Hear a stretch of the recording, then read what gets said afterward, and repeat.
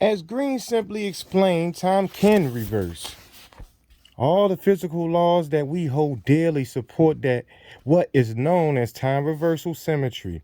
This is the statement that if some sequence of events can unfold in one temporal order, cream and coffee, coffee mixed, eggs break, gas rushes outward, then these events can also unfold in reverse. Cream and coffee unmixed, eggs unbreak, gas rushes inward. I'll elaborate on this shortly, but the one sentence summary is that not only do known laws fail to tell us why we see events unfold in only one order, they also tell us, in theory, events can unfold in reverse order. Green informs that at the Big Bang, beginning of our cosmos, order reigned. But then the cosmos unfolded to disorder. Accordingly, this is the arrow of time, past to present, that we observe today. So it comes down to cosmology, or what happened at the origin of our cosmos. Now, what is really surprising is that quantum experiments, such as John Wheeler's delayed choice experiment, are proving that the classical world we see before us is governed by the quantum laws discovered by Niels Bohr and others. Put simply, quantum laws order the classical laws of Newton, Maxwell, and Einstein. Here's a sample of Green's position prowess. Classical mechanics is based on equations that Newton discovered in the late 1600s. Electromagnetism is based on equations Maxwell discovered in the late 1800s. Special relativity is based on equations Einstein discovered in 1905. General relativity is based on equations he discovered in 1915. What all these equations have in common and what is central to the dilemma of time's arrow is their completely symmetric treatment of past and future. Nowhere is any of these equations is there anything that distinguishes forward time from backward time. Past and future are on equal footing. Quantum mechanics is based on an equation from Erwin Schrödinger, discovered in 1926, like the classical laws of Newton, Maxwell, and Einstein. The quantum law of Schrödinger embraces egalitarian treatment of time, future, and time past.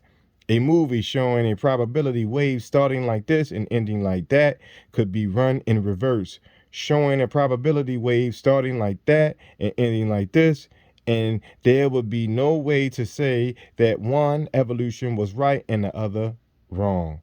Both would be equally valid solutions of Schrödinger's equation. Both would represent equally sensible ways in which things could evolve.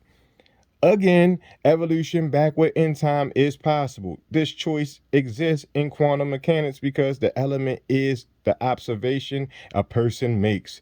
Yes, Brian Greene can see the whole ballpark of life, the entire outfield of the material world, and also parallel universes from his home plate. So, as a privileged observer at home plate, his expansive vision makes him the best pick for Thunderhead catcher. Backup or subcatcher, philosopher David Hume, 1711 to 1776. Scottish philosopher David Hume is a solid pick for subcatcher because he keeps his eye on the ball, which functions by means of cause and effect in our classical world. Pitchers, pitches, ball. Catchers, catches, ball. Also, Hume is very good at catching wild pitches and stopping a base runner from taking one or more additional bases. During Hume's lifetime, the idea that the soul is immortal and can live in a future state of reward or punishment was accepted by many religious theologians as it is now. This metaphysical argument supports that immaterial mind is distinct from matter, as Descartes and Pharaonic Egypt propose. A second metaphysical argument claims that matter cannot produce mind. However, Hume's materialistic view is that because of causation, cause to effect, it is reasonable to conclude that thought and consciousness results from matter and motion, that is, mind depends on bodily existence. This means that the death of the body implies the death of thought and consciousness. Further, no evidence exists that a future state will correct world injustice here. This is a biting wild pitch that Hume catches in the glove of his mind, the idea that we may be punished in this world, but not in a future state. Here in the classical world, punishment results in a stable society. However, punishment in a future state serves no real purpose. Also, the doctrine of future state assumes that God is good and just without adequate philosophical support.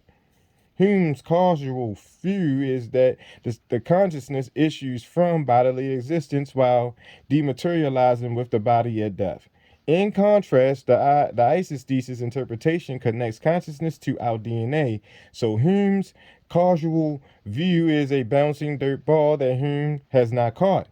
The main point of Egyptian texts on punishment is that those without knowledge will suffer Hume's causal fate of consciousness, dematerializing with the body at human death.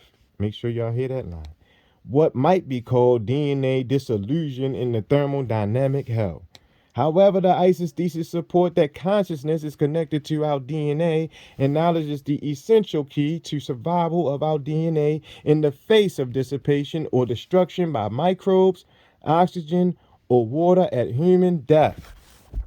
These points and other evidence propose that a second state of being exists in the cosmos, a chemiluminescence, crystallized cold light emergent state of being similar to Frank's time crystal. In other words, two chemically reactive forms of life exist for humans, one hot and the other cold, photosynthesis and bioluminescence.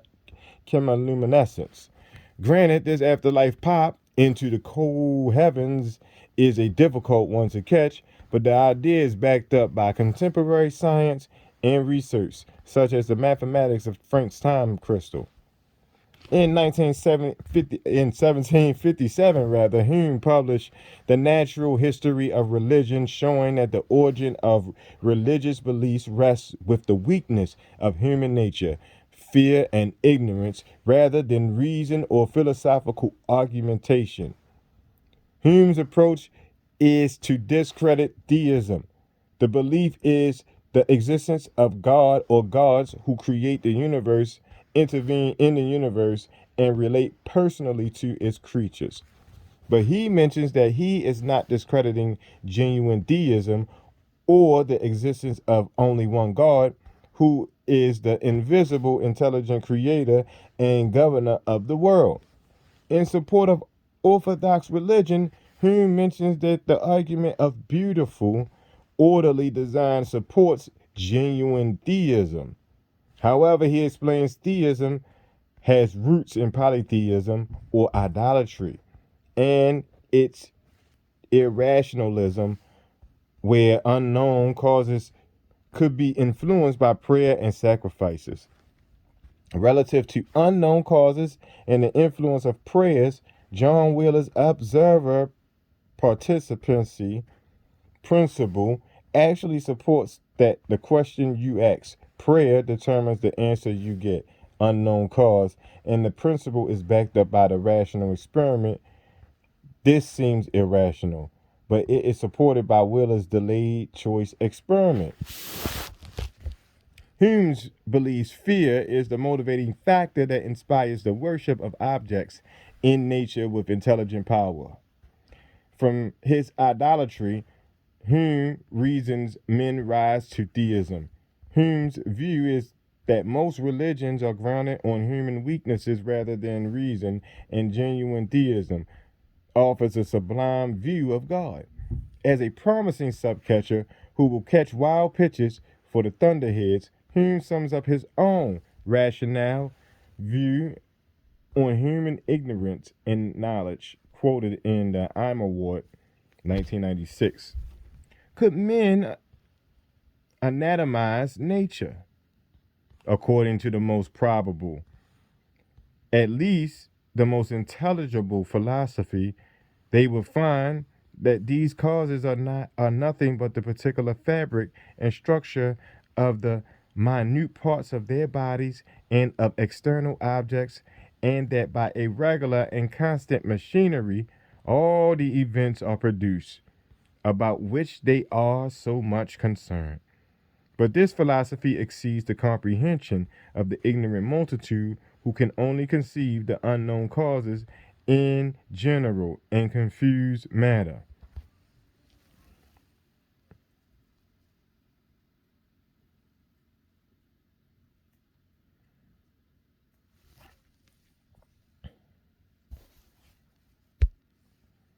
Like mathematician Rene Thom, this statement by David Hume shows that he understands the role of the minute machines of nature, that is, the quantum molecules, proteins, and particles at the DNA level that impact human behavior, events, and thought.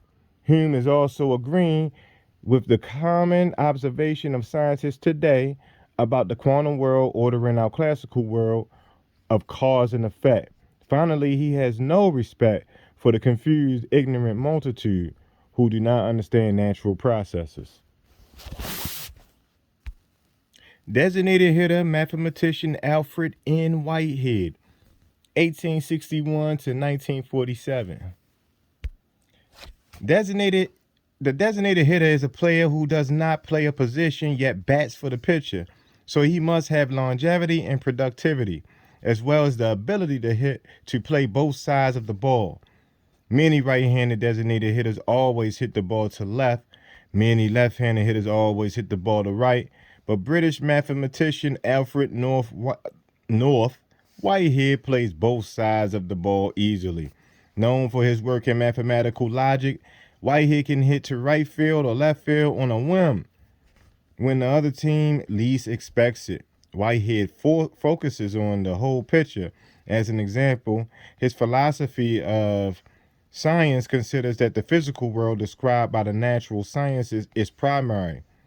Accordingly, he sees nature as a whole, with human sensory awareness forming chunks in the life of nature along with the molecules and electrons.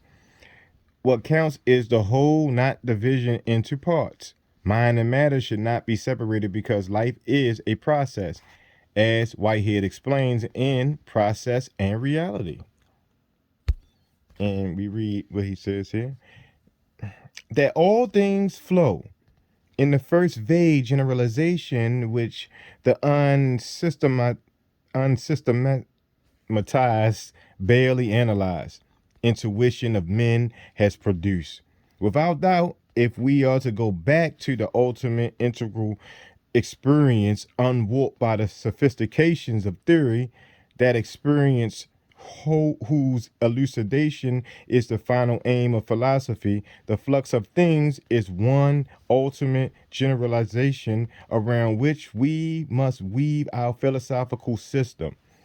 Scientific materialism is a belief in naturalism, or a reality that can be studied by the physical and human sciences through mathematical modeling. But it does not address all questions for Whitehead because nature is organic, not materialistic. In Process and Reality, the book, Whitehead writes that the nature is a structure of evolving processes. The reality is the process. Whitehead professes a philosophy of organisms, where the process of becoming is dipolar, because the organism is both a subject in the world and an atomic creature exercising its functions of objective immorality. So Whitehead is open to quantum biology. Order intriguing ideas emerge in Whitehead's process and reality. Whitehead sees molecules, electrons, protons, and crystals as structured societies. The isothesis also views the viral crystal as a structured, higher ordered molecule or molecular society for human emergence. According to Whitehead, crystals do not eat, but a living society destroys animals and plants to eat. So life is robbery, and this requires moral justification. With this understanding of life as robbery or theft, Whitehead should have no problem stealing bases in the game of centuries once he is on base. However, what is very interesting is that Whitehead explains that life acts as though it were a catalytic agent. Eating all the time, breaking it down, huh? Life is destructive. All right, we back in, buddy. Catalytic agent suggesting that relative function of what Hume calls the minute parts or the underlying microscopic societies. However, Whitehead considers that single cell vegetation and lower forms of animals are not living personalities, yet higher animals such as humans have self consciousness and a physical and mental dipolar sense and a dependency on their environment. So Whitehead's idea of organism includes both the microscopic meaning and the macroscopic meaning. The microscopic process is teleological or tending to a final cause, while the macroscopic process is efficient causation or cause to effect. Teleology is the study of evidence of design in nature.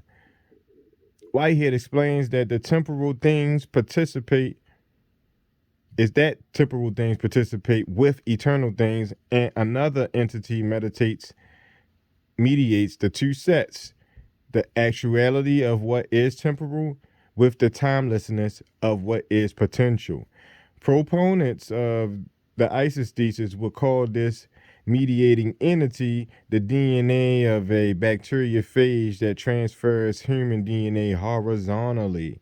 At this point, Whitehead discusses the idea of God as the eternal primordial character, for the world reacts on a dipolar God. In the chapter God and the World in his book, Whitehead demonstrates his defensive skills with his ability to play both sides of the ball. Gods and the worlds. Whitehead explains that the world is complex and some of our vision is blocked. The Aristotelian idea of God as the unmoved mover and the Christian idea of a real transcendent creator of the world whose will is it obeys are fallacies.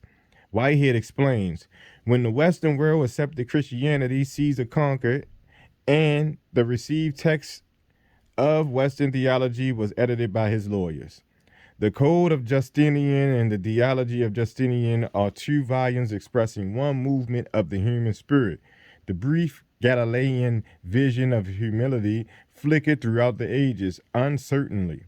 In the official formulation of the religion, it has assumed the trivial form of the mere attribution to the Jews that they cherished a misconception about their Messiah. But the deeper idolatry or the fashioning of God in the image of the Egyptian, Persian, and Roman imperial rulers was retained. The church gave unto God the attributes which belong exclusively to Caesar.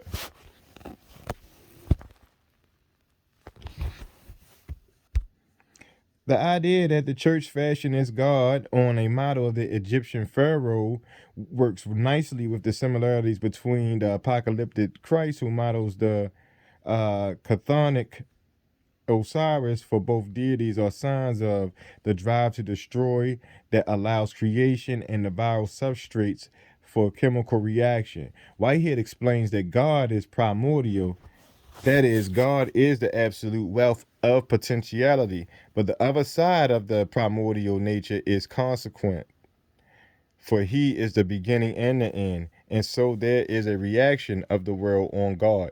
This is the dipolar nature of God and the world, and it is conceptual and consequent, permanent and fluent. It is also similar to Egyptian science. Whitehead explains that each actuality has a present life and a passage into novelty that is not death, but rather a triumph that is similar to the world's idea of redemption through suffering. His idea is very similar to the thought of Jesuit paleontologist Teilhard de Chardin, Perhaps Whitehead's conceptual primordial nature of God is viral, and his passage into novelty is the emergence of a quasi-hybrid being. Whitehead is definitely looking at both sides of the ball, God and the world, the microcosm and the macrocosm, permanence and flow. And this outlook makes Whitehead a great pick for the designated hitter of the Thunderheads. Once again, we've come to an end. When we pick back up, we will be on chapter 17. It's 3 parts of this, so make sure you get a chance to see all the parts, put them together. Thank y'all for coming out. God bless you tonight. I'll see you next time.